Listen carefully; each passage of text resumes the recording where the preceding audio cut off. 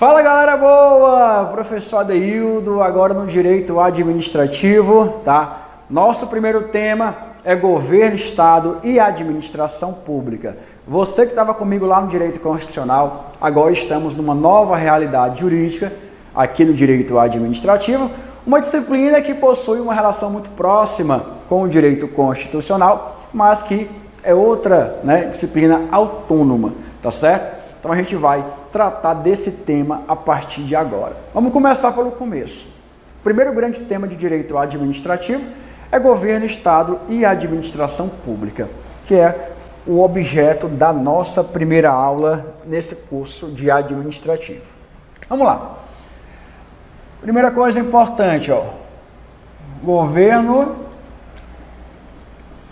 Estado e administração pública. São conceitos muito importantes para a compreensão da disciplina do direito administrativo. Então a gente vai começar pelo conceito de Estado. Afinal de contas, meus amigos, a disciplina de direito administrativo nada mais é do que a disciplina que estuda o direito que regula a atuação estatal na prática. Então, o direito administrativo é um direito do Estado também. Perfeito? Então, vamos lá. Vamos começar por esse daqui. O Estado, pessoal, é uma abstração, é uma realidade ou uma abstração política e jurídica criada pelos homens, tá certo? Para controlar a sociedade, digamos assim, para atingir determinadas finalidades públicas, pelo menos no campo da teoria, tá certo? Então, o Estado, de acordo com a teoria do Estado, ele possui três elementos que a gente pode chamar de TGP.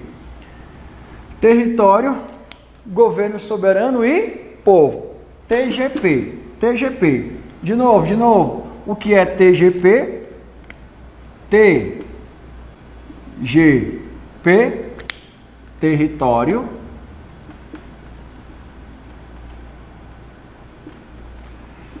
Governo soberano ou soberania e povo, tá?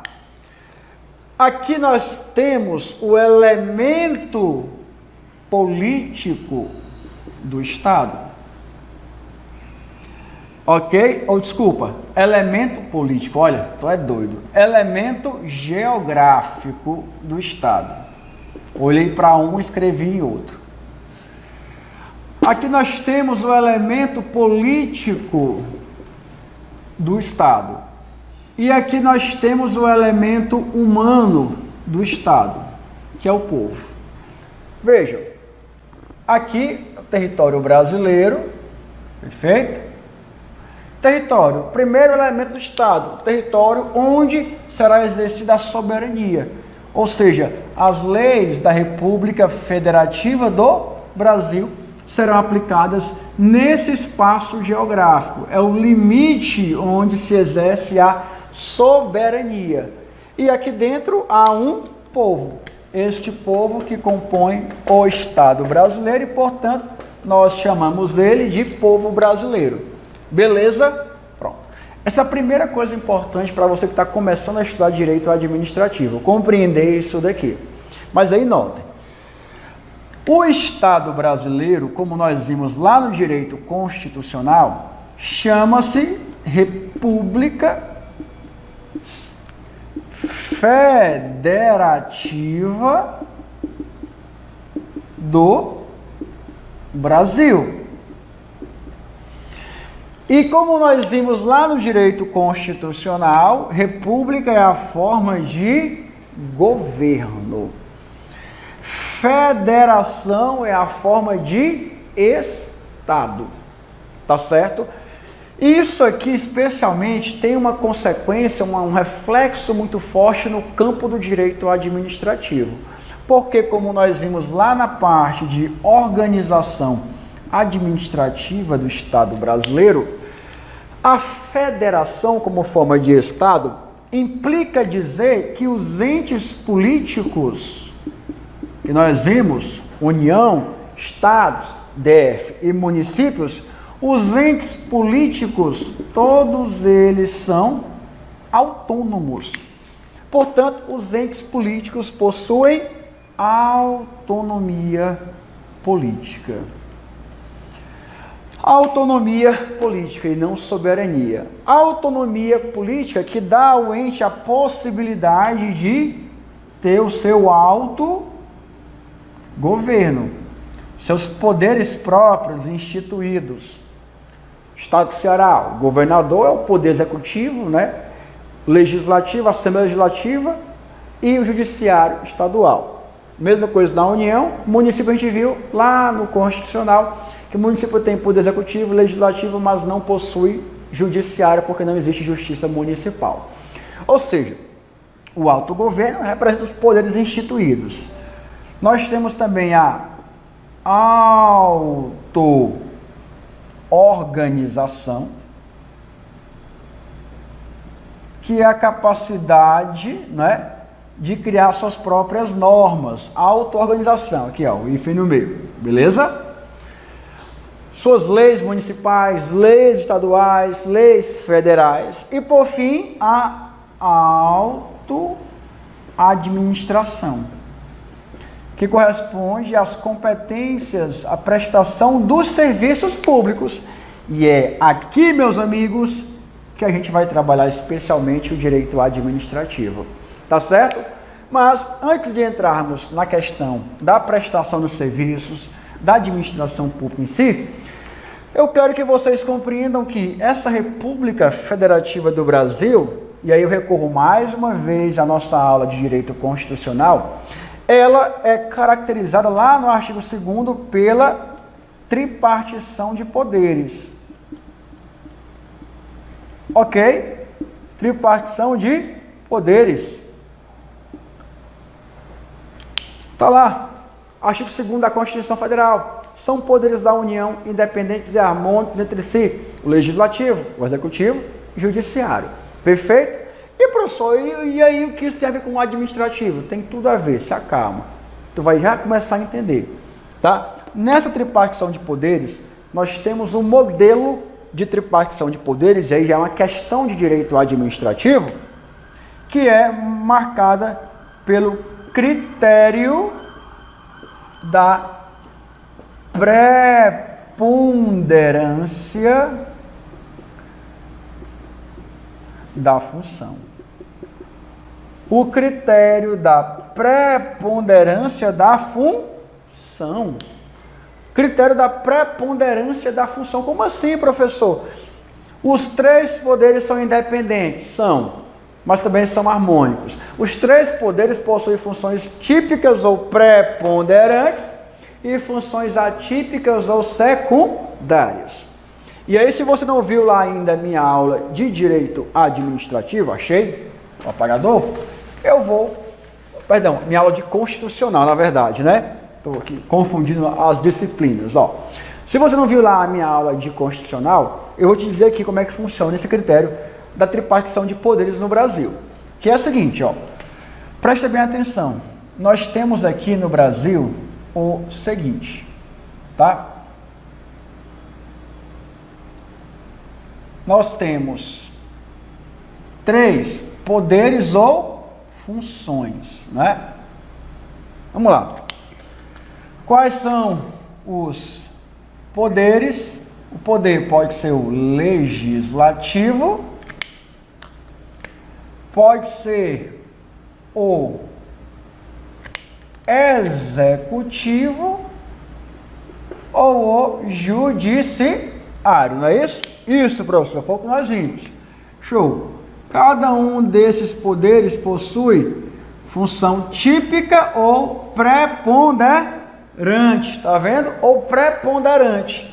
E funções atípicas ou secundárias. É isso, pessoal. Vamos lá. Qual é a função típica do poder legislativo? Legislar e fiscalizar. O povo esquece disso daqui, que a fiscalização é uma função típica do poder legislativo. Só lembram da legislação, mas não é só legislar, também é fiscalizar. Então vamos lá, legislar e fiscalizar. Qual a função típica ou preponderante do executivo? A função administrativa. E do judiciário? Função judicante, né? Que é de julgar. Só que repare, esses poderes possuem também funções atípicas, que são a dos outros poderes. Portanto, a função atípica ou as funções atípicas do legislativo, a função administrativa e a função do judiciário, de julgar. Beleza?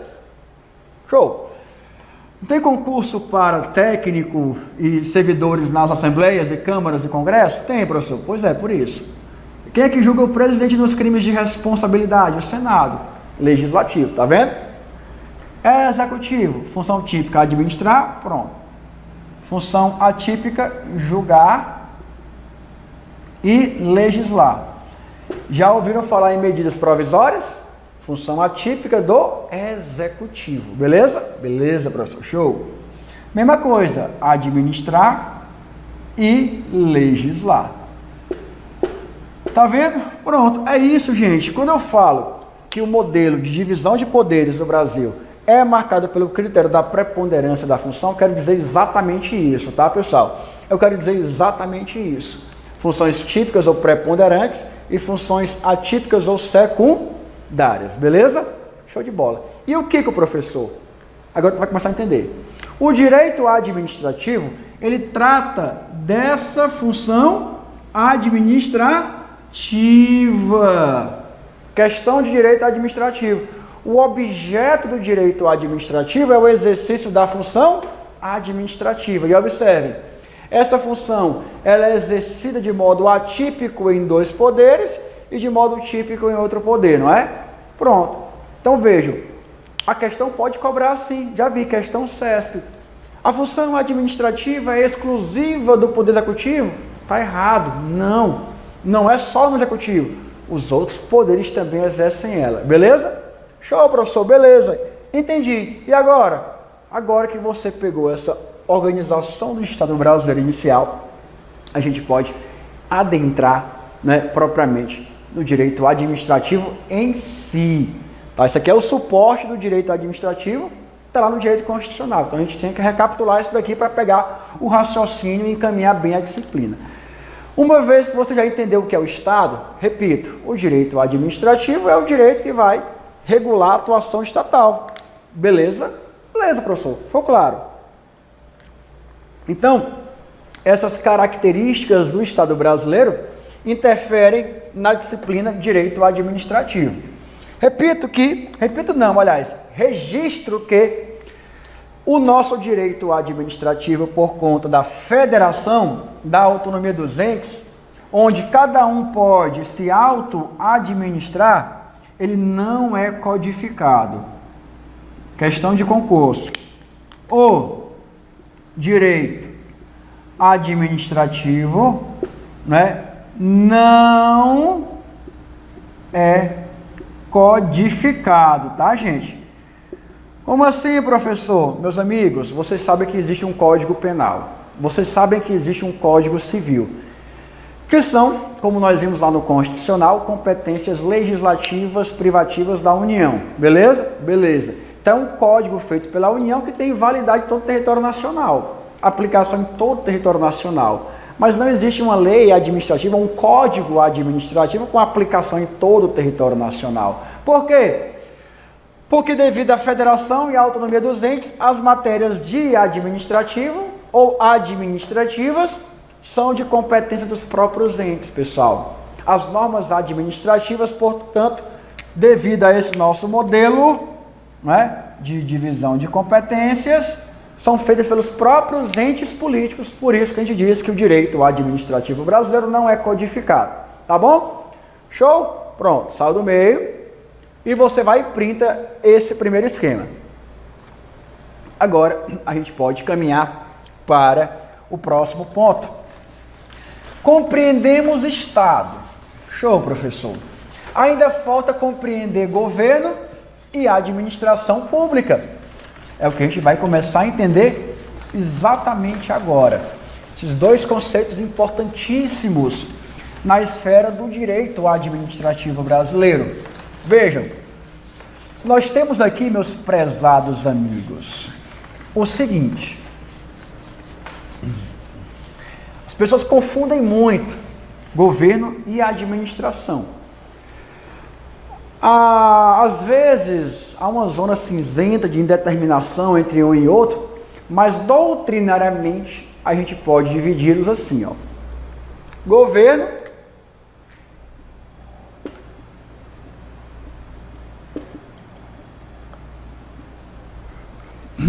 como sendo aquele ligado à função política do Estado. Função política do Estado, tá? Ou seja, tem a ver, portanto, com os poderes políticos que estão regrados pelo direito constitucional.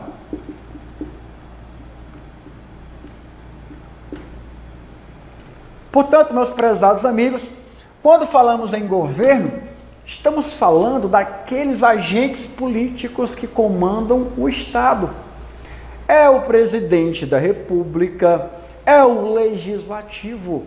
Ou seja, tem a ver com o exercício do poder político, a função política, é o direito constitucional que vai regular isso daqui, tá? São aqueles agentes que compõem a estrutura constitucional do Estado. Então, por exemplo, o poder executivo, o poder legislativo especialmente, mas também nós temos aí o poder judiciário, tá? Ok? Pronto. Esse aqui é o governo. Obviamente, o governo ele é exercido especialmente aqui, tá? Com um link direto com esse daqui. O judiciário não é propriamente, né, quem exerce o governo, tá, gente? Não exerce o governo. Ele é um poder constitucional, que está regulado aqui. Mas, percebam, repito, o governo está aqui, ó, no executivo, tá? Que vai tomar as decisões políticas que vão orientar a atuação do Estado. Se for, por exemplo, na União, o presidente da República. Se for no governo do Estado, é o governador do Estado. No município, o prefeito. São essas autoridades políticas que vão tomar as decisões que vão, obviamente, impactar na realidade social das pessoas nos anos de seu governo. Por isso que falamos governo Dilma, governo Lula, governo Temer, governo Bolsonaro. Exatamente por quê? Porque reflete quem está no comando político do Estado. Beleza? Show, professor, tranquilo. E a administração pública? Afinal, o que é isso? Vejamos. A administração pública, de modo oposto, trata não da função política, mas da função administrativa. Ou seja, do corpo burocrático do Estado. Essa aqui é mutável nas eleições, essa daqui é permanente. Quando falamos administração pública, é uma estrutura burocrática permanente para a prestação de serviços públicos, tá? Isso é importante. Seja qual for o governo, que tende a mudar, a administração pública permanece. Compreendem? É a primeira grande diferença. Então é a função administrativa, que é permanente, tá? Se aqui são poderes políticos, aqui vamos tratar de poderes administrativos. Vamos ter uma aula só sobre poderes administrativos. Vinculado, discricionário, regulamentar, poder de polícia, beleza? Poder disciplinar, poder hierárquico, uma aula só para isso. E se aqui é do direito constitucional, aqui é do direito administrativo.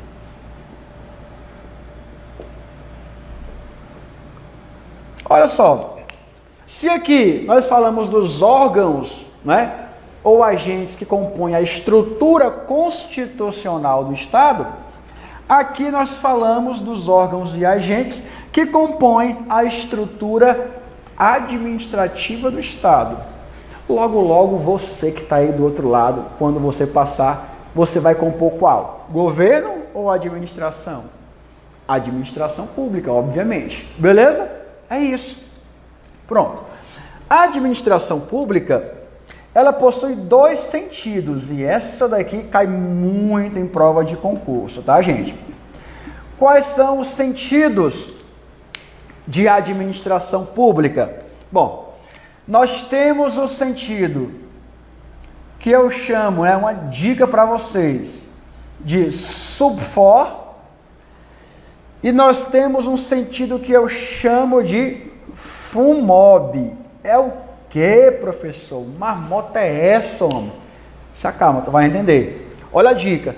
Subfor, porque as bancas ou doutrina costumam chamar de sentido subjetivo. Subjetivo é o sentido subjetivo. Subfor, subjetivo. Formal ou orgânico, tá vendo? Na tua questão pode vir qualquer das três expressões, mas é a mesma coisa. Sentido subfor, subjetivo, formal, orgânico. Dica: quando falar subjetivo, lembra, sujeitos. Quem são os sujeitos que prestam serviço público? Os agentes e órgãos que prestam o sentido público. Quando a questão fala, quando falamos de administração pública no sentido subjetivo, formal ou orgânico, nós estamos falando dos sujeitos que vão prestar o serviço público. Ou seja, gente, os agentes e órgãos que vão prestar o serviço público. Você logo, quando você passar, você não vai prestar o serviço público, você vai ser um sujeito, um agente público que vai prestar o serviço público. Essa é a administração pública em sentido subjetivo, ou formal, ou orgânico, para lembrar os três juntos. Subfor, subjetivo, sujeitos. Lembra dessa dica que vai ficar fácil, ó. Subfor, subjetivos, sujeitos, tá vendo? É fácil lembrar. E o sentido aqui, ó, fumob. Que é isso, professor? Gente, ó, fum de funcional, é o sentido funcional. Ó, material, ou objetivo. Tá vendo?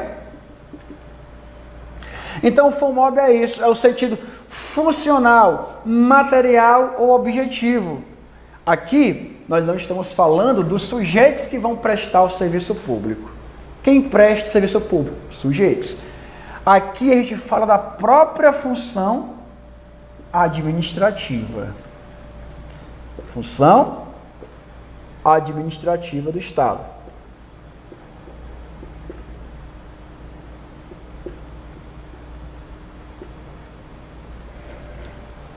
Tá vendo? Função administrativa do Estado. E olha a dica, ó. Olha a dica. Funcional.